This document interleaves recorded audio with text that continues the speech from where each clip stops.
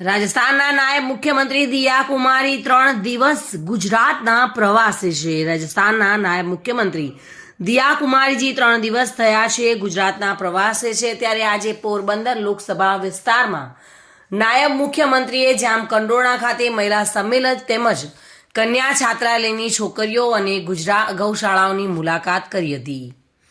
કાર્યક્રમમાં નાયબ મુખ્યમંત્રી સાથે એમએલએ જયેશ રાદડિયા, જિલ્લા ભાજપ પ્રમુખ સહિત ભાજપના પદાધિકારીઓ ઉપસ્થિત રહ્યા હતા. નાયબ મુખ્યમંત્રી દિયા કુમારી દ્વારા ભાજપના વિકાસના કામોની વાત કરી હતી. સાથે જ મહિલાઓએ પણ ખૂબ સારું પ્રાધાન્ય આપવામાં આવ્યું છે તેમજ પોરબંદર લોકસભાના ઉમેદવારને જંગી લીડથી જીતાડવા કહ્યું હતું.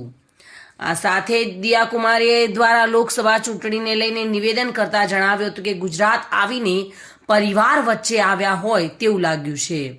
તેમજ ભાજપની લોકસભાની પ્રથમ યાદી ખૂબ સારી છે.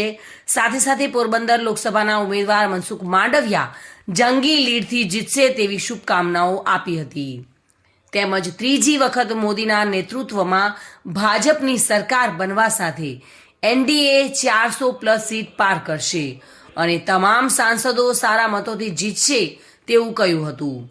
સાથે મહિલા સંમેલનમાં મોટી સંખ્યામાં મહિલાઓ પણ ઉપસ્થિત રહી હતી અને કાર્યક્રમને સફળ બનાવ્યો હતો. વિમલ સોંદરવા સાથે bureau report, today Gujarati news.